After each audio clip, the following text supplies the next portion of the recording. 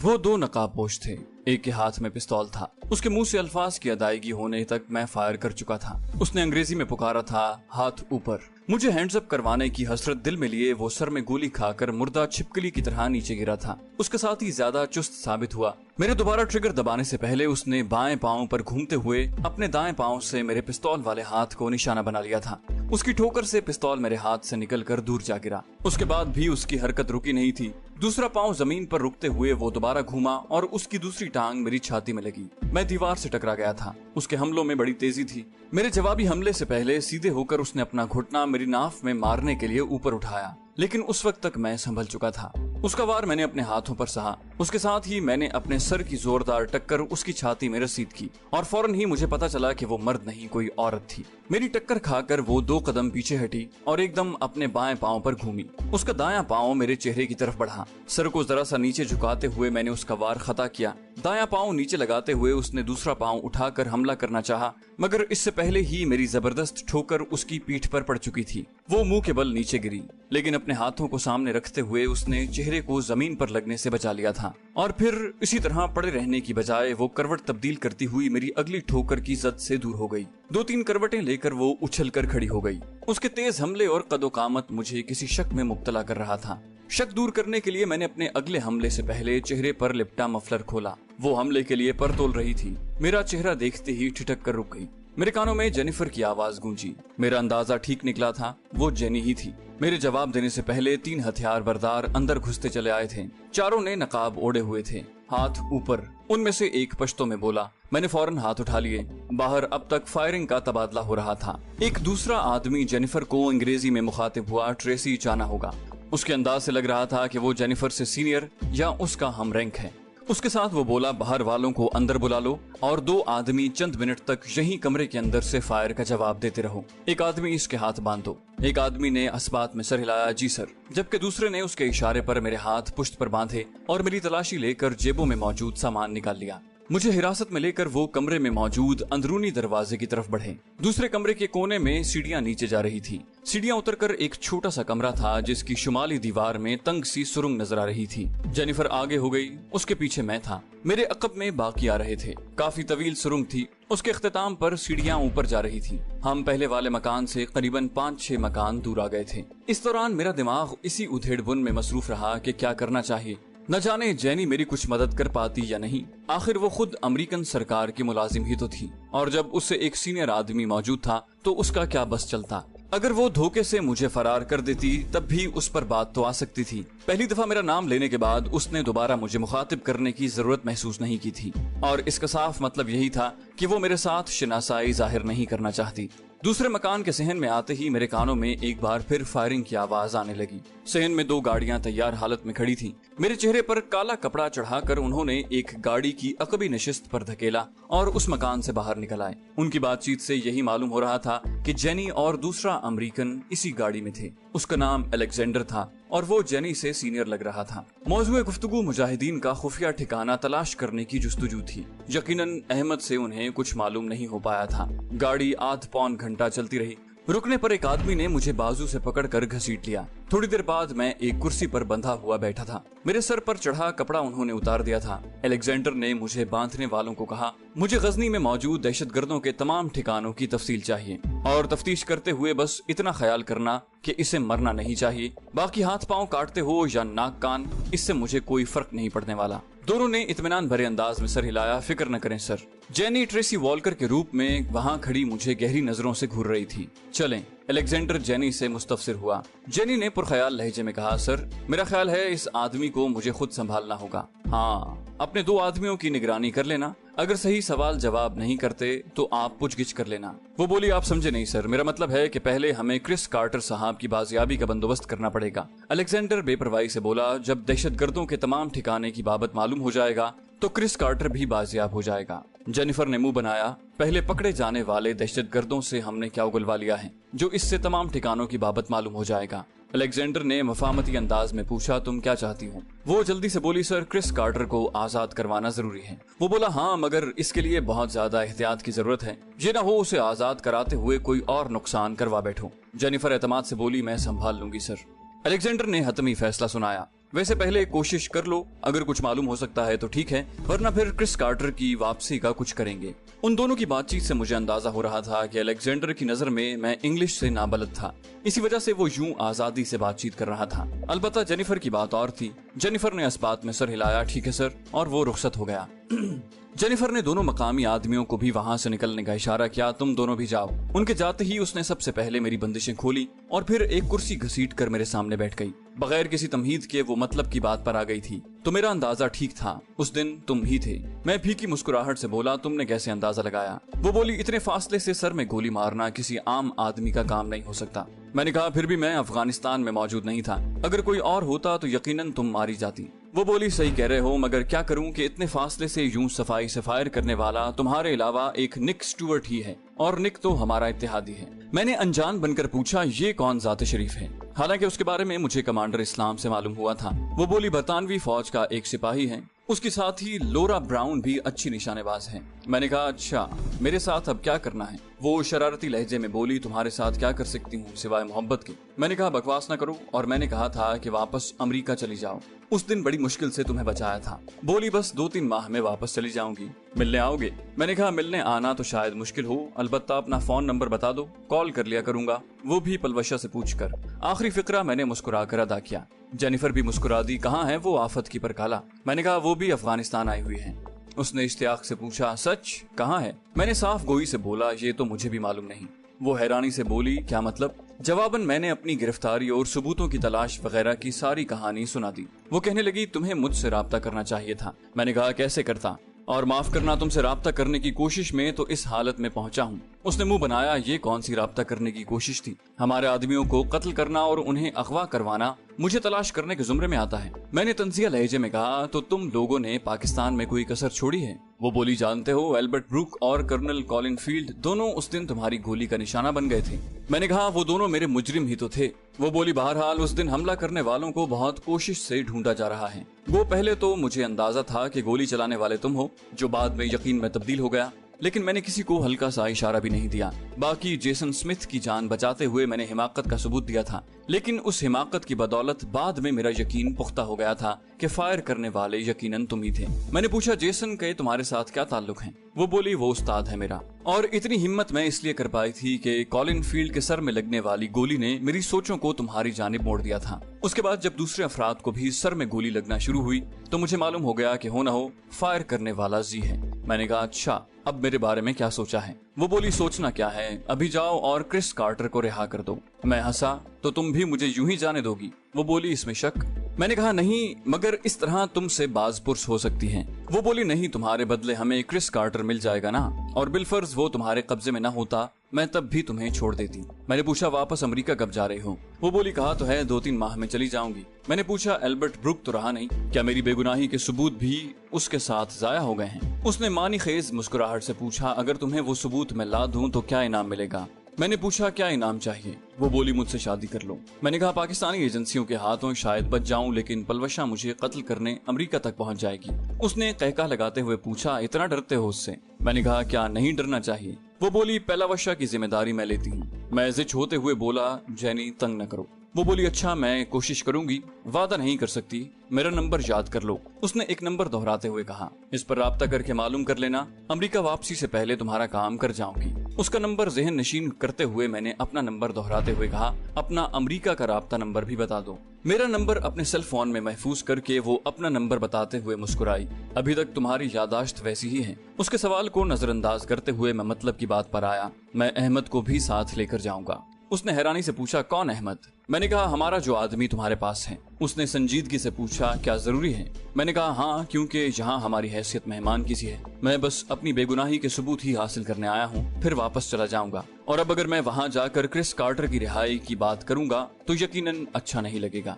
वो बोली, इसका मतलब है कि जल्द से जल्द वो सबूत तुम्हारे हवाले करके जान छुड़ाना बेहतर रहेगा। मैंने मानी खेज लहजे में पूछा, मुझसे जान छुड़ाना चाहती हूँ? उसने इस बात में सर हिलाया, हाँ, सच कहूँ तो अपने लिए शौहर देखना शुरू कर दिया है। मैंने पूछा, किस वक्त जाना होगा? उसने कहा, भूख लगी हो तो नाश्ता मंगवा देती हूँ। मैंने नफी में सर हिलाया। वो बोली, चलो, मगर आंखें बांधना पड़ेंगी। मैं हंसा, मुझ पर एतबार नहीं है। उसने साफ गोई से इकरार किया, हाँ, इस बारे में एतबार नहीं कर सकती। मैं जानती हूँ तुम्हारे सबसे बड़े दुश्मन अमरीकी हैं। मैंने कहा, तुम भी अमरीकी हो? उसने कहकहा लगाया, मैं तो तुम्हें प्यारी हूँ ना, और जब भी पहलावशा से मुलाकात हुई उसे जरूर बताऊंगी कि तुमने किस तरह मेरी जान बख्शी की थी। मैंने कहा, अच्छा बता देना, फिलहाल तो चलें। वो सर हिलाते हुए खड़ी हुई। ठीक है। थोड़ी देर बाद हम गाड़ी में बैठे एक महफूज समत में रवाना थे। अहमद भी साथ था। अहमद और मेरे सर पर जेनिफर के कहने पर काला कपड़ा चढ़ा दिया गया था और हमारे हाथ पुश्त पर बांधे गए थे। एक गैर मारूफ होटल के सामने गाड़ी रोककर उसने मेरे सर से कपड़ा उतारा और कहा, अपने आदमियों को कहो क्रिस कार्टर को यहाँ ले आएं। मैंने नफी में सर हिलाया, नहीं, मैं खुद जाकर उसे ले आऊंगा। वो बोली, ठीक है, मैं यहीं तुम्हारा इंतजार करूंगी। बगैर किसी तकरार के वो अपने साथ मौजूद 3 मुसल्ला मकामी मुहाफिजों को नीचे उतरने का इशारा करते हुए नीचे उतर गई। अहमद को काफी ज्यादा तशद्दुद का निशाना बनाया गया था। वो अकबी नशिस्त पर टेक लगाए आंखें बंद किए हुए बैठा था। उसे मुखातिब किए बगैर मैंने गाड़ी आगे बढ़ाई और मोबाइल फोन निकालकर कमांडर बिस्मिल्लाह को कॉल करने लगा। पहले ही घंटी पर कॉल वसूल हो गई थी। जी, उसने मोहतात अंदाज में पूछा। मैंने फौरन अपना तारुफ करवाया, जीशान बात कर रहा हूँ। उसने बेसब्री से पूछा, आप कहाँ हैं? मैंने कहा, मैं अहमद के घर की तरफ जा रहा हूँ। अहमद भी मेरे साथ है। आप यूं करें कि क्रिस कार्टर को एक गाड़ी में बिठाकर वहीं ले आएं, बाकी बातें बाद में होंगी। वो बोला, मैं समझा नहीं। मैंने कहा, समझाने का वक्त नहीं है, फिलहाल जो कहा है वो करें। वो बोला, कहीं ये सब? मैंने कता कलामी करते हुए कहा, नहीं, मैं किसी दबाव या मजबूरी की बिना पर नहीं कह रहा। मुख्तसरन इतना जान लें कि अहमद के बदले क्रिस कार्टर को वापस करना है। मजीद बहस से गुरेज करते हुए उसने राब्ता मुनक़ता कर दिया। ठीक है। अहमद का मकान मैंने देखा हुआ था। वहाँ पहुंचकर हमें चंद मिनट इंतजार करना पड़ा। मकान को ताला लगा हुआ था। हम गाड़ी में ही बैठे रहे। गाड़ी में छाई खामोशी को अहमद की नहीफ आवाज ने तोड़ा, शम्सा कहाँ है? मैंने हैरानी से पूछा, कौन शम्सा? और फिर एक ख्याल के तहत कहा, शायद हमारी भाभी का नाम शम्सा है। कुछ कहे बगैर उसने आहिस्ता से सर हिला दिया। मैंने उसे तसल्ली दी, वो महफूज है। बिस्मिल्लाह जान के आदमियों के पहुंचते ही मैंने अहमद उनके हवाले किया। वो क्रिस कार्टर की आंखें बंद करके लाए थे। उसे अपनी गाड़ी में मुंतकिल करके मैंने उन्हें जाने का कहा और खुद मतलूबा होटल की जानिब रवाना हो गया। होटल के करीब पहुंचते ही मैंने उसे कॉल करके बाहर बुला लिया था। वो बड़ी शिद्दत से मेरी मुंतजिर थी। क्रिस कार्टर को देखते ही उसने मेरा शुक्रिया अदा करने में देर नहीं लगाई थी।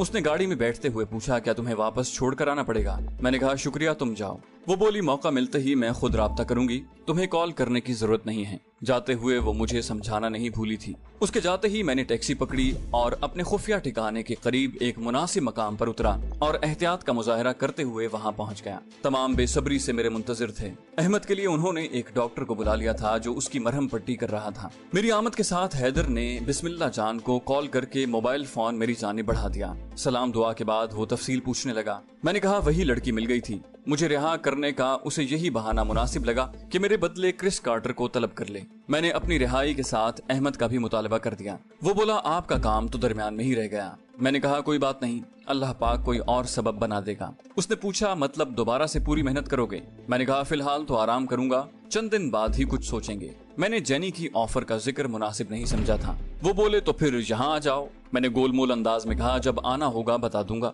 और उसने अलविदाई कलिमात कहते हुए राब्ता मुनक़ता कर दिया। मैं वहीं ठहर कर जेनी के जवाब का इंतजार करना चाहता था। मुझे कभी उम्मीद थी कि वो कुछ न कुछ कर लेगी। अहमद और मैं उसी खुफिया कमरे में रहने लगे। तीसरे दिन अहमद की बीवी भी वहीं आ गई थी और उसकी आमद के साथ अहमद और उसकी बीवी के हवाले एक अलहदा कमरा कर दिया था। अपनी आमद के दूसरे दिन वो अहमद को साथ लेकर मेरा शुक्रिया अदा करने भी आई थी। उसे मालूम हो गया था कि अहमद की जान मेरी ही वजह से बची है। शब रोज काफी बेकैफी से गुजर रहे थे। मुझे पाकिस्तान से आए हुए भी कई माह गुजर गए थे और अभी तक मैं किसी वाज़े कामयाबी के नजदीक नहीं पहुंचा था। अब तो ले दे के जेनी ही की उम्मीद बाकी थी। कई बार मेरा घर कॉल करने को जी चाहा, मगर फिर ये सोचकर रुक गया कि उन्होंने पलवशा के बारे में परेशानी जाहिर करना थी जिसका कोई जवाब मेरे पास नहीं था। मगर ये सोच मुझे ज्यादा देर न रोक सकी। अगले दिन मैंने अब्बू जान के नंबर पर कॉल कर दी। सलाम दुआ के बाद अब्बू जान के शिकवे शुरू हो गए। यार, खुद तो पहले भी नजर नहीं आते थे, इस बार तो हमारी बेटी को भी गायब कर दिया है। मैं उल्टा उनसे इस्तफसार करने लगा, तो कहाँ है वो? आपके पास ही तो छोड़ कर गया था। वो बोले, अपने भाई के साथ वजीरिस्तान गई थी बेटा, उसके बाद पता नहीं चला। मैंने उन्हें तसल्ली देते हुए कहा, अच्छा मैं वजीरिस्तान जाने की कोशिश करता हूँ, शायद मिल जाए। वो बोले, इतनी देर तो नहीं होनी चाहिए थी। गुलनाज बहन भी बहुत परेशान है और तुम्हारी फुप्पो ने तो रो रो कर बुरा हाल कर लिया है। मैंने कहा, उसे कुछ नहीं होता अब्बू जान, वो लड़की कम और लड़का ज्यादा है। अब्बू ने उम्मीद भरे लहजे में कहा, वजीरिस्तान जाने से पहले घर का एक चक्कर लगा लेते। मैंने गोलमोल जवाब दिया, कोशिश करूंगा मगर मुश्किल नजर आ रहा है। वो बोले, अच्छा अपनी फुप्पो से बात करो।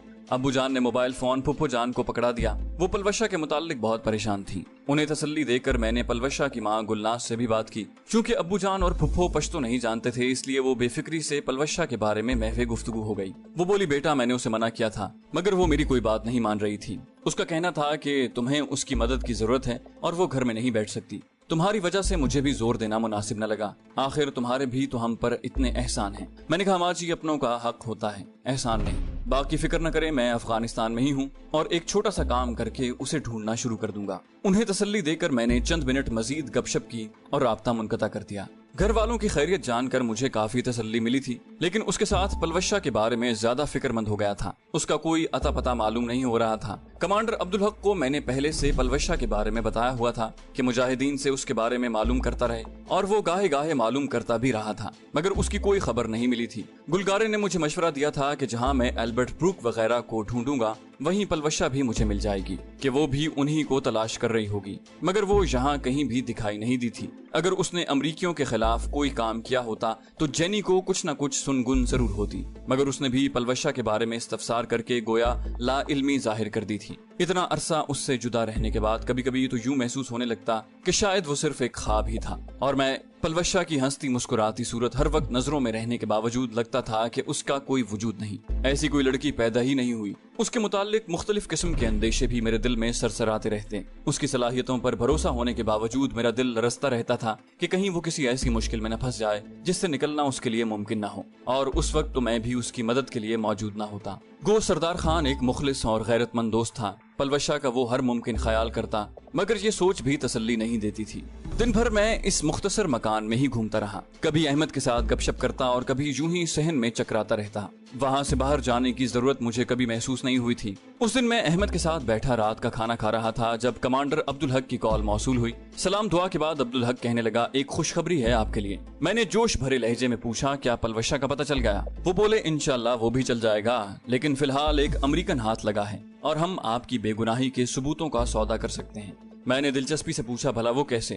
بولے کل ایک قافلے پر گھات لگائی ہے، اسی میں یہ ہاتھ لگا ہے۔ میں نے کہا مگر ایک دم اچانک؟ وہ بولے یہاں آ جاؤ پھر گپ شپ کرتے ہیں۔ میں نے کہا ٹھیک ہے، اور میں نے رابطہ منقطع کر دیا۔ احمد بھی ہماری گفتگو کی طرف متوجہ تھا، پوچھنے لگا کیا پلوشا مل گئی؟ میں نے کہا نہیں، کوئی امریکی ہاتھ لگا ہے اور اب مجھے وہاں جانا ہوگا۔ اس نے پوچھا اس وقت؟ میں نے اس بات میں سر ہلایا ہاں۔ احمد نے حیدر کو کال کر کے گاڑی منگوا لی۔ میں احمد سے الوداعی ملاقات کر کے وہاں سے نکل آیا۔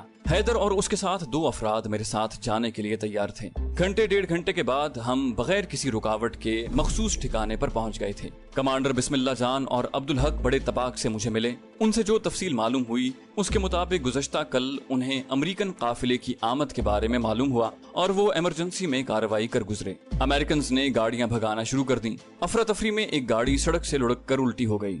باقی گاڑیوں والے اس کے لیے رکے نہیں تھے۔ امریکیوں کی بدقسمتی کہ قافلے کی حفاظت کے لیے 7 ہیلی کاپٹر بھی موجود نہیں تھا۔ بس جب تک انہیں کچھ سمجھ آتا مجاہدین نے الٹی ہوئی گاڑی سے 4 آدمیوں کو نکال لیا تھا۔ ان میں 2 محافظ، ایک ڈرائیور اور ایک آفیسر تھا۔ معلوم یہ ہوا کہ کابل سے امریکنز کی غزنی کیمپ کے لیے ایک کمانڈنگ آفیسر آ رہا تھا جو کیمپ تک پہنچنے سے پہلے مجاہدین کے ہتھے چڑھ گیا تھا۔ یہ دوپہر کا واقعہ تھا اور اب تو رات آدھی سے زیادہ گزر چکی تھی۔ میں نے مذکورہ آدمی سے ملنے کا کام صبح پر ٹالا اور آرام سے لیٹ گیا۔ کمانڈر بسم اللہ جان کے جانے کے بعد بھی عبدالحق اور میں کافی دیر تک گپ شپ کرتے رہے۔ میں پلوشا اور سردار کے غائب ہو جانے کے بارے میں تشویش کا اظہار کرتا رہا۔ اس نے اپنے طور پر تو مجھے تسلی دینے کی کوشش کی، مگر میں بچہ نہیں تھا جو ان کی تسلیوں سے بہل جاتا۔ میری چھٹی حس بار بار کسی بڑی مصیبت کا اعلان کرنے لگتی۔ کوئی دلیل اور تسلی اس ضمن میں فائدہ نہیں دے رہی تھی۔ عبدالحق سے میں نے جینیفر کی بات اور اس کی مدد کرنے کا ذکر بھی کیا تھا۔ عبدالحق نے دبے لفظوں میں اس کی تعریف کی تھی۔ بولے آپ کے لیے تو کافی مددگار ثابت ہوئی ہے۔ صبح ناشتے کے بعد کمانڈر عبدالحق کے ساتھ قیدی کو دیکھنے چل پڑا۔ اپنے چہروں پر ہم نے مفلر لپیٹ لیے تھے کیونکہ اس آفیسر کو ہم نے سودے میں استعمال کر کے واپس بھیجنا تھا اور ایسے کسی آدمی کے سامنے اصل شکل میں جانا مناسب نہیں تھا۔ وہاں ایک بہت بڑی حیرت میری منتظر تھی۔ قیدی کو دیکھتے ہی میں اچھل پڑا تھا۔ وہ میجر جیمز میتھنی تھا۔ وہ میرا استاد تھا۔ ایک قابل اور ذہین شخص کو یوں کرسی پر بندھا دیکھ کر مجھے دکھ ہوا۔ اس سے میں نے کافی کچھ سیکھا تھا۔ ہمیں اندر داخل ہوتے دیکھ کر وہ ہماری طرف متوجہ ہو گیا۔ اسے پہچانتے ہی میں تیر کی طرح اس کی طرف بڑھا اور اگلے ہی لمحے میں نے اس کی بندشیں کھول دی۔ کمانڈر عبدالحق کو میرا جوش دیکھ کر حیرانی ہوئی، لیکن اس نے مجھے ٹوکنے کی ضرورت محسوس نہیں کی۔ اتنا تو وہ بھی جانتا تھا کہ میں وہ کام کسی خاص مقصد کے لیے ہی کر رہا تھا۔ خود میجر جیمز میتھنی بھی حیرت زدہ رہ گیا۔ اس کی بندشیں کھول کر میں اس کے سامنے آیا اور اپنے چہرے سے مفلر اتار دیا۔ اس کی حیرت دگنی ہو گئی۔ زیش؟ میرے ہونٹوں پر پھیکی مسکراہٹ نمودار ہوئی۔ جی سر۔ بے ساختہ اٹھتے ہوئے وہ مجھ سے لپٹ گیا۔ اس سے معانقہ کر کے میں کمانڈر عبدالحق کو مخاطب ہوا، یہ میرا استاد ہے، اسے کسی بہتر کمرے میں منتقل کرنا پڑے گا۔ کمانڈر عبدالحق نے فوراً مشورہ دیا، اپنے کمرے میں لے چلتے ہیں، اور میں اپنے استاد کا ہاتھ پکڑ کر اپنے کمرے کی طرف چل پڑا۔ تھوڑی دیر بعد ہم آمنے سامنے بیٹھے ہوئے تھے۔ عبدالحق چائے کا بندوبست کرنے نکل گیا تھا۔ جیمز میتھنی نے چھوٹتے ہی پوچھا، آپ بھی دہشت گردوں کے ساتھ مل گئے ہو؟ میں نے کہا، میرا خیال ہے دہشت گرد کون ہیں اس بارے میں بحث رہنے دیتے ہیں سر۔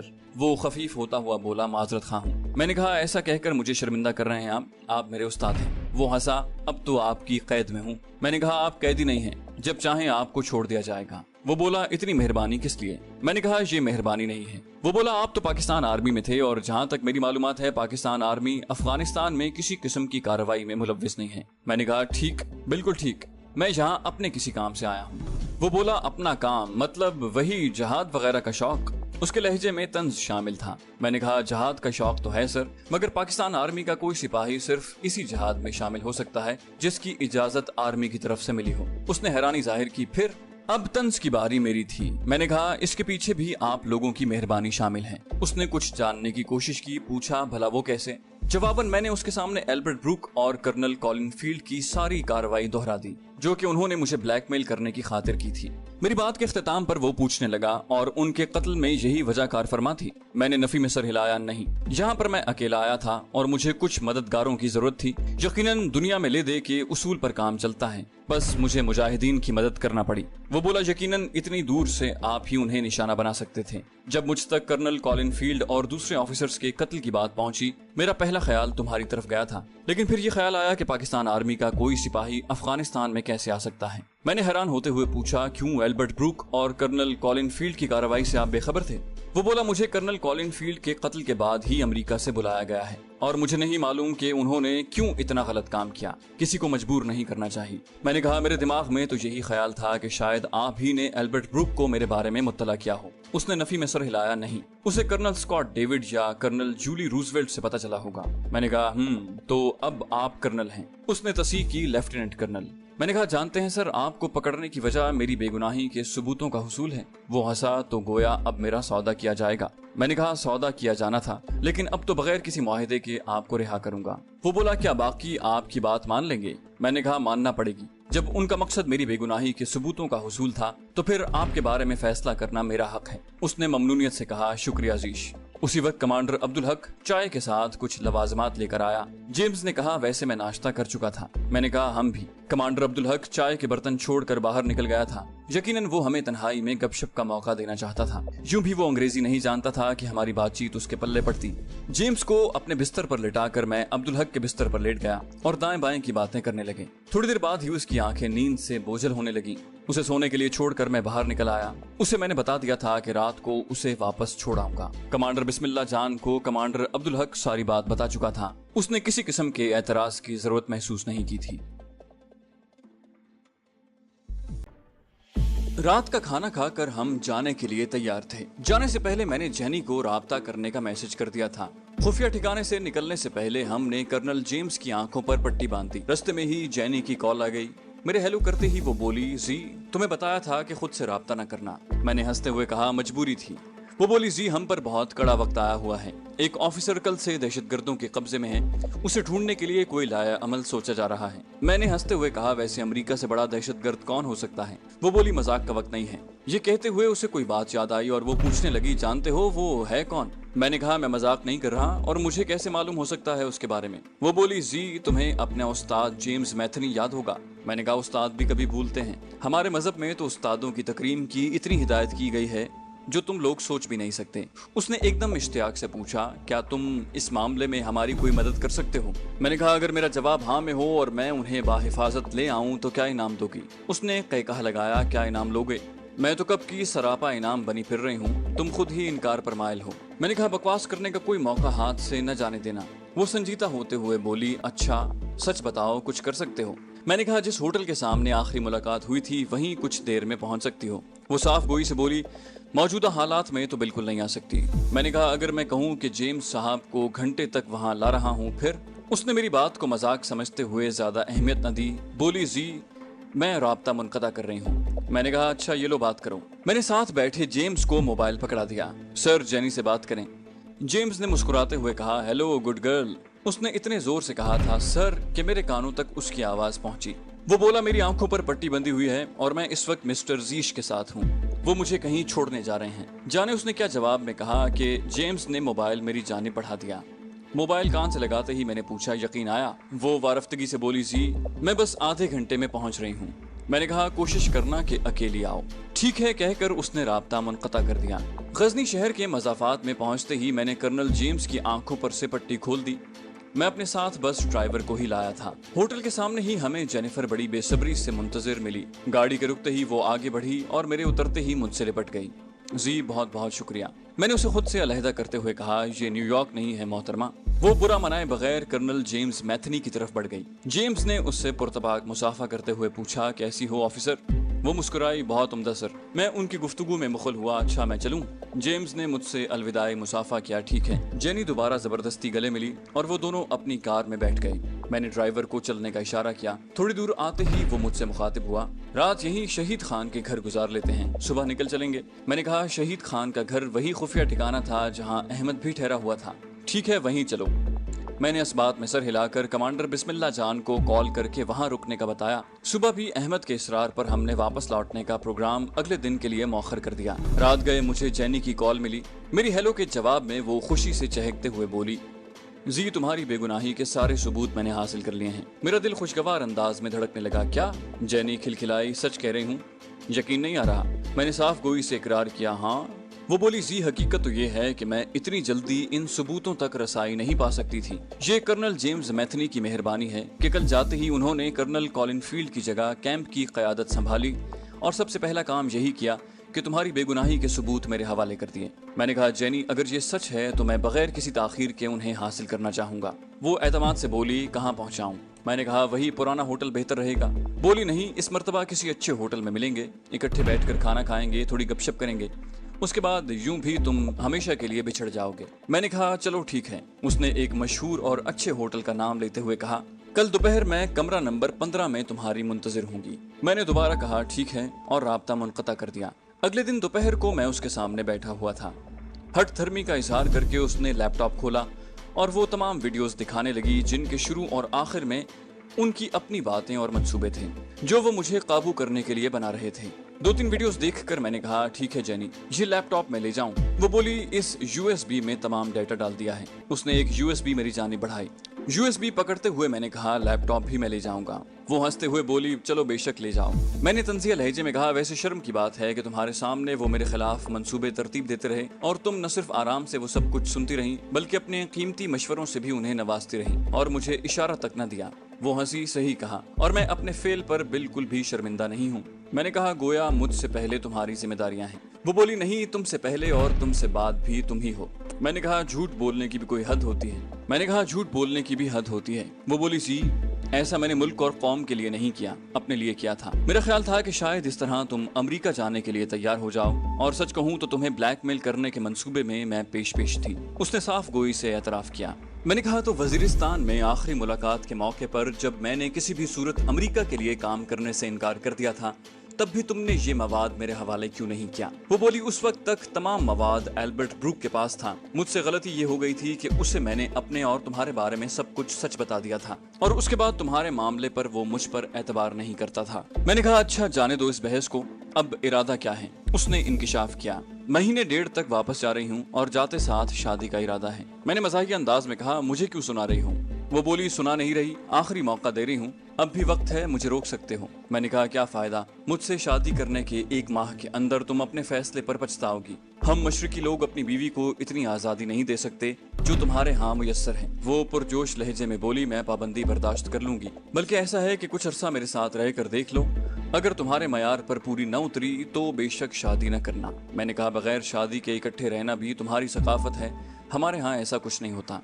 वो तंजिया अंदाज में बोली, तुम और पहलावशा भी तो शादी से पहले इकट्ठे थे, तुम्हारा क्या ख्याल है कि मैं कुछ नहीं जानती? मैं जल्दी से बोला, तुम्हारे पास निहायत गलत मालूमात हैं। पलवशा और मेरे इकट्ठे रहने का मकसद कबील खान का खात्मा था। वो वसूख से बोली, मुमकिन है एक वजह ये भी हो, लेकिन भूल गए कैसे पहलावशा के एक बार पुकारने पर भागे चले आए थे। मानो या न मानो, तुम्हारे दिल में पहले से उसके बारे में ऐसे ख्यालात मौजूद थे। मैंने उसे झिड़कते हुए कहा, जब बात का पता न हो तो खामखा बकवास नहीं की जाती। वो मौजू तब्दील करते हुए बोली, अच्छा दफा करो, ये बताओ मिलने आओगे कि नहीं? मैंने कहा, कॉल पर बात कर लूंगा और मेरा ख्याल है इतना काफी है। यूं भी वहां आकर तुम्हारे शौहर से मार खाने से बेहतर है मैं वहां ना आऊं। वो मुंह चिढ़ाते हुए बोली, बड़े आए मजलूम, और कहकहा लगाकर हंसती। मैंने कहा, वैसे कोई दूल्हा ढूंढा भी है या वापसी पर कुछ सोचोगी? वो बोली, कई मर्द इंदिया दे चुके हैं, बस अभी जाकर किसी एक का इंतखाब करना है। मैंने कहा, तुम्हारे लिए यही बेहतर है, क्योंकि हमारी शादी में पलवशा के अलावा भी कई रुकावटें हैं। उसने मुंह बनाया, बिल्कुल, और सबसे बड़ी रुकावट तुम हो। मैंने झल्ला कर कहा, लड़कियां चाहे कितने बड़े ओहदे पर क्यों ना हो, सोचना उन्होंने दिल से ही होता है। हमारी शादी में जो कबाहतें हैं उनके बारे में तुम्हें तफसील से आगाह कर चुका हूँ। इसके बावजूद तुम यही समझती हो तो भाड़ में जाओ। वो मेरी नागवारी को खातिर में न लाते हुए बोली, पलवशा में ऐसी कौन सी बात है जो मुझ में नहीं? मैंने कहा, मुझ में ऐसी कौन सी बात है जो तुम्हारे अपने मुल्क के इतने पुरकशिश, खूबसूरत और हम मजहब जवानों में नहीं? वो बोली, ये तुम अच्छी तरह जानते हो, और तुम्हारे इस सवाल से मुझे इल्म भी हो गया है कि जो तुम मुझे बावर करवाना चाहते हो। मैंने पूछा, क्या? वो बोली, यही कि वो मुझसे खूबसूरत हैं और तुम्हें ज्यादा प्यारी हैं। मैंने कहा, जेनी, तुम खामखा बात को बिगाड़ रही हो। पलवशा के होते हुए भी मुझे मजहब दूसरी शादी की इजाजत देता है, लेकिन यकीन करो, तुम बचपन से जिस माहौल में पली बड़ी हो उसे छोड़ना तुम्हारे लिए मुमकिन नहीं होगा।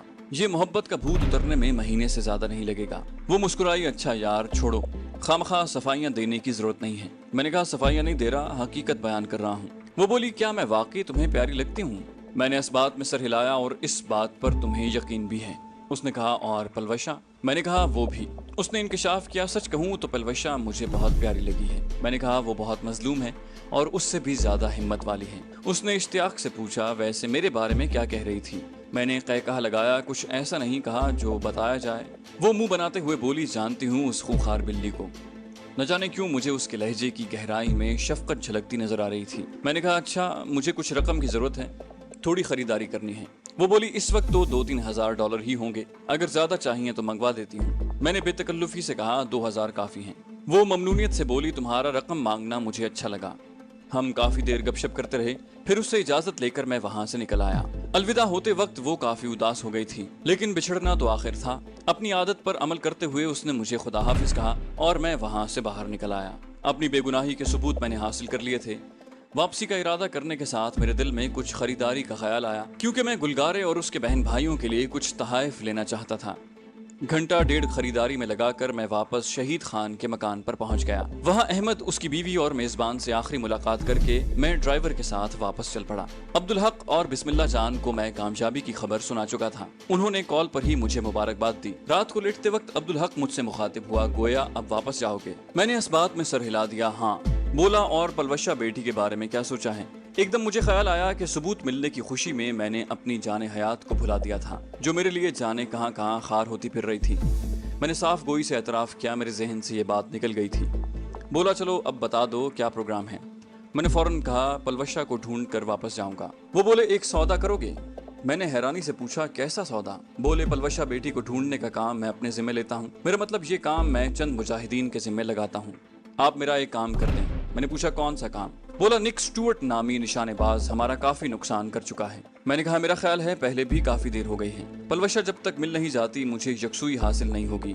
बोले, ऐसा करते हैं, आप मेरे साथ गुरदेश चलें। मैं वजीरिस्तान में राब्ता करके किसी कमांडर के जिम्मे पलवशा की तलाश का काम लगाता हूँ। आपके मुताबिक आखिरी बार वो कमांडर नसरुल्लाह से मिले थे, उसके बाद कहाँ गए ये किसी को पता नहीं। अब मेरे ख्याल में उनकी तलाश का काम वहीं शुरू करना पड़ेगा, और इस ज़मीन में काफी आदमी इस्तेमाल होंगे, तो बेहतर यही है कि आप मेरी बात मान लें। मैंने मानी खेज लहजे में पूछा, गोया मेरे इनकार करने पर आप पलवशा की तलाश में मेरी मदद नहीं करेंगे? वो बोला, ऐसा मैंने कब कहा? मैंने कहा, आप पलवशा की तलाश का काम पहले भी तो शुरू करवा सकते थे।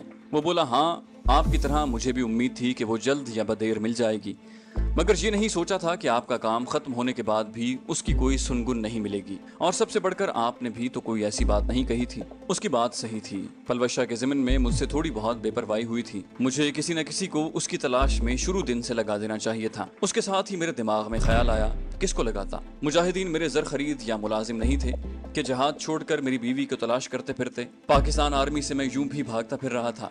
جو دوست کسی قابل تھے وہ پہلے سے میرے کام کے سلسلے میں مصروف تھے، اس کے علاوہ میں کیا کر سکتا تھا؟ مجھے خاموش پا کر وہ دوبارہ بولا، اگر اس کے علاوہ کوئی حل سوچتا تو ہم آپ کو بالکل تکلیف نہ دیتے۔ یقین مانو اس خبیث کی ہمت بہت بڑھ گئی ہے۔ اب تو لگتا ہے ہمیں گردیز کیمپ کو خیر بات کہنا پڑے گا، اور گردیز کیمپ کے بعد وہ کسی اور جگہ کو تاڑ لے گا۔ آپ کے شاگرد بھی اسے روکنے میں ناکام ہو چکے ہیں۔ صغیر اور اسلم پہلے شہید ہو گئے تھے، ایک ہفتہ پہلے مبین اور احسان بھی باقی نہیں رہے۔ وہ چاروں میرے شاگرد تھے۔ گو انہوں نے صرف نشانے بازی کے متعلق ہی تھوڑا بہت سیکھا تھا، لیکن میرے ساتھ انہوں نے جو 3 ہفتے گزارے تھے وہ وقت ایک یاد کی صورت میری یادداشت میں محفوظ تھا۔ وہ نک سٹورٹ کو ہلاک کرنے کی کوشش میں خود شہید ہو چکے تھے۔ ایک منجھے ہوئے سنائپر کا مقابلہ کرنا ان کے بس سے باہر تھا۔ نک سٹورٹ کی جینیفر بھی کافی تعریف کر چکی تھی۔ اس کا صاف مطلب یہی تھا کہ وہ ایک خطرناک سنائپر تھا، اور ایسے شخص کے مقابل آنے کا مطلب خود کو شدید خطرے میں ڈالنا تھا، کیونکہ وہ اس علاقے میں کافی عرصے سے سرگرم تھا۔ گویا گردیز کا علاقہ اس کے لیے ہوم گراؤنڈ کی حیثیت رکھتا تھا۔ اپنی مرضی کے میدان کا انتخاب کر کے مجھے کسی مشکل سے دوچار کرنا اس کے لیے دشوار نہ ہوتا۔ اس سبب کے باوجود مجھے جان سے زیادہ پلوشا کی فکر کھائی جا رہی تھی۔ مجھے خاموش پا کر اس نے پھر پوچھا، کس سوچ میں گم ہو؟ میں نے کہا، عبدالحق بھائی، آپ نے مجھے مشکل میں ڈال دیا ہے۔ ضروری نہیں کہ ایک سنائپر کے مقابلے میں آپ سنائپر کو ہی لائیں، اس کے خلاف کوئی اور منصوبہ بھی بنایا جا سکتا ہے۔ وہ بولا، ایسے بہت سے منصوبے بنا چکے ہیں مگر ہم ناکام ہوئے۔ میں نے ہتھیار ڈالتے ہوئے کہا، پلوشا کی تلاش کے لیے رابطہ کر لو، اس کے علاوہ میری بے گناہی کے ثبوت بھی ایک خاص آدمی تک پہنچانے ہوں گے۔ عبدالحق نے خوش دلی سے نعرہ لگایا، ایس ایس زندہ باد۔ دوسرے دن ہم بسم اللہ جان اور اس کے ساتھیوں سے الوداع ہو رہے تھے۔ کمانڈر بسم اللہ نے مجھ سے معانقہ کرتے ہوئے کہا، ذیشان بھائی، آپ کی یاد آئے گی۔ میں نے کہا، آپ کی محبت ہے کمانڈر، یقیناً آپ کی مدد کے بغیر میں یہ سب کچھ نہ کر سکتا تھا۔ وہ بولا، ہم نے آپ کے لیے اتنا نہیں کیا جتنا آپ نے ہمارے لیے کیا ہے۔ میں نے ہنستے ہوئے کہا، چلو حساب برابر۔ وہاں سے کچھ رستہ گاڑی میں بیٹھ کر گئے اور پھر پیدل روانہ ہوئے۔ ہماری منزل پکتیکا کا ٹھکانہ تھی۔ گو ہم گردیز سے گاڑی میں جا سکتے تھے، مگر میرے پاس جو ثبوت موجود تھے ان کی حفاظت کے لیے گاڑی کی بجائے ہم نے پیدل رستے کو ترجیح دی تھی۔ راستے میں کوئی خاص واقعہ نہیں ہوا تھا اور ہم خیریت سے اس خفیہ ٹھکانے پر پہنچ گئے تھے۔ کمانڈر اسلام ہمیں پرتپاک انداز میں ملا۔ اس نے چھوٹتے ہی پوچھا، یقیناً آپ کامیاب لوٹے ہیں؟ میں نے کہا، الحمدللہ۔ باقی افراد سے مصافحہ کر کے ہم بیٹھ گئے۔ کمانڈر عبدالحق مختلف لفظوں میں کارگزاری سنانے لگا۔ اس کی بات کے اختتام پر کمانڈر اسلام تصدیقی انداز میں مجھے مخاطب ہوا، گویا اب واپسی کا ارادہ ہے۔ میری بجائے عبدالحق نے جواب دیا، نہیں، ابھی تک ذیشان بھائی کا ایک کام رہتا ہے۔ اسلام نے سمجھ جانے والے انداز میں سر ہلایا، یقیناً ذیشان بھائی نے اپنی بیگم صاحبہ کو ڈھونڈنا ہوگا۔ عبدالحق نے ایک بار پھر نفی میں سر ہلایا، نہیں، پلوشا بیٹی کو ڈھونڈنے کے لیے آپ جا رہے ہیں، اور اس کی شروعات آپ کریں گے استاد نصر اللہ خان کے گھر سے۔ اسلام سچ مچ حیران رہ گیا، میں سمجھا نہیں۔ بولے، ذیشان بھائی سے ایک معاہدہ ہو گیا ہے، یہ ہمارے لیے نک سٹورٹ کا شکار کرے گا اور ہم پلوشا بیٹی کو ڈھونڈیں گے۔ اسلام خوشی سے اچھل پڑا، یہ ہوئی نہ بات۔ اسی دوران رات کے کھانے کا وقت ہو گیا تھا۔ کھانا کھا کر ہم نے عشاء کی نماز پڑھی۔ تھکے ہونے کے باوجود ہم کافی دیر گپ شپ کرتے رہے۔ کمانڈر عبدالحق نے اسلام کو تفصیل سے پلوشا کے ڈھونڈنے کی ترتیب بتا دی تھی، لیکن اس سے پہلے اسے اورنگزیب صاحب کو مل کر میری بے گناہی کے ثبوت ان کے حوالے کرنا تھے۔ اورنگزیب صاحب کا موبائل فون نمبر میں نے اسے دے دیا تھا۔ کمانڈر اسلام کو میں نے ایک USB بھی دی تھی جو اسے اورنگزیب صاحب کے حوالے کرنا تھی۔ ایک USB میں نے اپنے پاس رکھ لی تھی، جبکہ لیپ ٹاپ میں نے اسی ٹھکانے پر رکھوا دیا تھا۔ ثبوتوں کو گم کرنے کا کوئی خطرہ مول نہیں لینا چاہتا تھا۔ اگلی صبح کمانڈر اسلام ایک ساتھی کے ہمراہ روانہ ہو گیا۔ شمریز چچا اور ان کے گھر والوں کے لیے میں نے کافی تحائف خریدے تھے، وہ تمام سامان میں نے ان کے حوالے کر دیا تھا۔ کمانڈر اسلام نے معنی خیز لہجے میں کہا تھا، آپ ان کو بھلا نہیں پائے؟ میں نے کہا، جس نے جان بچائی ہو ان کو بھولا نہیں جاتا۔ اس نے تائیدی انداز میں کہا، صحیح کہا، اور الوداعی معانقہ کر کے فی امان اللہ کہتے ہوئے رخصت ہو گئے۔ کمانڈر عبدالحق نے رات ہی کو ایک نزدیکی ٹھکانے سے 2-3 آدمی منگوا لیے تھے جو دوپہر تک ہمارے پاس پہنچ گئے تھے۔ ہم نے وہ دن بھی وہیں گزارا تھا۔ دوسرے دن ہم دونوں گردیز روانہ ہو گئے۔ کمانڈر عبدالحق بہت جوش میں تھا۔ نک سٹورٹ نے کافی مجاہدوں کو شہید کیا تھا اور اب وہ بدلہ لینے کے لیے بے چین تھا۔ مجھے جاننے والے میری نشانے بازی پر اندھا اعتماد کرتے تھے، ان کے نزدیک میں ایک ہیرو کی طرح تھا، جبکہ بذات خود میرے دل میں یہ خوف جاگزی رہتا کہ آیا میں ان لوگوں کی توقعات پر پورا بھی اتر پاؤں گا یا نہیں۔ عمومی طور پر لوگ جس آدمی کے لیے خوش اعتقاد ہوتے ہیں اس کے بارے میں بہت سی باتیں خود سے طے کر لیتے ہیں اور اس کے خلاف باتیں سننا تو درکنار، سوچنا بھی گوارا نہیں کرتے۔ میری نشانے بازی بھی کچھ لوگوں کے لیے یہی صورتحال اختیار کر گئی تھی۔ کچھ صلاحیت اور کچھ مبالغہ آرائی نے مجھے اس بلندی پر اٹھا دیا تھا جس کا میں خود کو اہل نہیں سمجھتا تھا۔ ہم دونوں وہاں سے مرناہ گر روانہ ہوئے۔ وہاں سے ہوتے ہوئے ہم ساروبی اور ارگون کے راستے گردیز پہنچے۔ یہ افغانستان کے صوبے پکتیکا کا دارالحکومت ہے۔ مجاہدین کا ٹھکانہ شہر سے کافی ہٹ کر پہاڑوں کے بیچ میں تھا۔ رستے میں ہمارے 2 دن مزید ضائع ہو گئے تھے۔ وہاں ہم رات کو پہنچے تھے۔ دن کے وقت ان پہاڑی سلسلوں میں حرکت کرنا کافی دشوار گزار ہو گیا تھا۔ نک سٹورٹ نے مجاہدین کی دن کی نقل و حرکت کو محدود کر دیا تھا۔ نہ جانے کس جگہ پر چھپے ہوئے وہ اپنی دور مار رائفل کے ذریعے ان پہاڑوں میں گھومنے والے افراد کو نشانہ بناتا رہا۔ اس ضمن میں اس نے کافی ایسے افراد کو بھی نشانہ بنا دیا تھا جن کا اس جنگ سے دور دور کا واسطہ نہیں تھا۔ مرد تو کجا وہ عورتوں کو بھی معاف نہیں کرتا تھا۔ یوں بھی امریکیوں کے لیے تیسری دنیا کی عوام انسانیت کیا جانوروں کا درجہ نہیں رکھتی۔ اب اسی نک سٹورٹ اور اس کی ساتھی لورا براؤن کے ساتھ میرا ٹاکرا ہونے والا تھا۔ نہ جانے یہ مقابلہ کیا رنگ لاتا۔ گردیز کیمپ بھی دوسرے ٹھکانوں کی طرح غاروں کے مجموعے پر مشتمل تھا، اور وہ غار جن پہاڑی سلسلوں میں موجود تھے وہ پہاڑی سلسلے کافی دور تک پھیلے ہوئے تھے۔ وہاں ایک بلند پہاڑی پر نک سٹورٹ اور اس کی ساتھی لورا براؤن نے ڈیرا ڈال رکھا تھا۔ اس پہاڑی کی 3 اطراف میں بالکل سیدھی ڈھلانیں تھیں جنہیں نقشہ بینی میں ہم اسکارپمنٹ کہتے ہیں۔ اوپر چڑھنے کے لیے صرف ایک ہی جانب رستہ موجود تھا جہاں پر سخت پہرا تھا۔ نک سٹورٹ اس پہاڑی کی بلندی سے کافی دور دور تک نشانہ بناتا۔ کبھی کبھار وہ نیچے اتر کر بھی اپنا شکار ڈھونڈنا شروع کر دیتا۔ مجاہدین نے اسے مارنے کے لیے کوئی دقیقہ فروگزاشت نہیں کیا تھا، لیکن کامیابی سے ہنوز دور تھے، اور اب میری شکل میں وہ ایک نئی کوشش کر رہے تھے۔ اس بار وہ کافی مطمئن تھے۔ البتہ مجھے معلوم نہیں تھا کہ اس ٹاکرے کا کیا انجام ہونے والا ہے۔ اس مرتبہ میرے مخالف ایک ایسا سنائپر موجود تھا جس کی نشانے بازی کی اس کے دشمن بھی تعریف کر رہے تھے۔ میری طرح وہ بھی سر میں ہی گولی مارتا تھا۔ جس پہاڑی پر وہ موجود ہوتا وہاں مستقل ٹھکانہ بنا کر رہنا اتنا آسان نہیں تھا، کیونکہ وہاں غار وغیرہ موجود نہیں تھے۔ البتہ امریکن آرمی کے لیے ایسی پہاڑی پر رہائش کی سہولت مہیا کرنا کوئی مشکل نہیں تھا۔ مجاہدین بھی وہاں مورچے وغیرہ بنا کر رہ سکتے تھے، لیکن وہ مورچے بالکل کھلے ہوئے ہوتے اور امریکنز انہیں آسانی سے ہیلی کاپٹر سے نشانہ بنا سکتے تھے۔ اس وجہ سے انہوں نے کبھی اس پہاڑی پر رہائش اختیار کرنے کی کوشش نہیں کی تھی۔ یہ ساری تفصیل مجھے گردیز کیمپ کے کمانڈر ضلع خان سے ملی تھی۔ اگلی صبح میں نے پہلا کام تو یہ کیا کہ ان کے پاس موجود سنائپر رائفلوں کا جائزہ لیا تاکہ اپنے لیے ہتھیار کا چناؤ کر سکوں۔ کسی بھی لڑائی کا حصہ بنتے وقت سب سے زیادہ اہمیت ہتھیار کی ہوتی ہے، اور سنائپرز کی جنگ میں تو ہتھیار کا درجہ عام لڑائی سے کچھ زیادہ ہی ہے۔ ان کے پاس 3 ہیوی سنائپر یعنی رینج ماسٹر، ڈریگنوف، ایک سٹائر سنائپر اور ایک گیلیل تھی۔ ان میں سب سے بہتر رینج ماسٹر تھی کیونکہ اس کی کارکردگی اور رینج باقی سنائپر رائفلوں سے زیادہ تھی۔ اس کے علاوہ میں نے اس پر زیادہ مشق بھی کی تھی۔ میں نے تینوں رینج ماسٹر کا معائنہ کیا اور ان میں سے ایک رائفل اپنے لیے منتخب کر لی۔ گھنٹہ ڈیڑھ میں نے رائفل کی صفرنگ کی اور پھر رائفل کی صفائی کرنے لگا۔ یہاں ایک بات آپ کے گوش گزار کر دیں، ایک اچھا سنائپر ایک ہی گولی سے رائفل کو جانچ لیتا ہے کہ وہ نشانہ سادھنے کے مقام سے کتنا دائیں بائیں یا کتنا اوپر نیچے مار کر رہی ہے، اور اپنے اندازے سے وہ اسی رائفل سے دوسری گولی چلا کر ہدف کو نشانہ بھی بنا سکتا ہے۔ لیکن ایسا کرنا عارضی طور پر تو قابل قبول ہے، مستقل بنیادوں پر نہیں۔ جب سنائپر نے ایک رائفل کو مسلسل زیر استعمال رکھنا ہو تب وہ اس کو زیرو ضرور کرتا ہے، اور اس کے لیے سنائپر کو کم از کم رائفل سے 5 گولیاں فائر کرنی پڑتی ہیں، اور صفر کرنے کے بعد ہی ایک سنائپر اپنے ہتھیار پر اعتماد کر سکتا ہے۔ دن کا بقیہ حصہ میں نے علاقے سے واقفیت حاصل کرنے اور مختلف لوگوں کو پیش آنے والے حادثات کی تفصیل سننے میں گزارا۔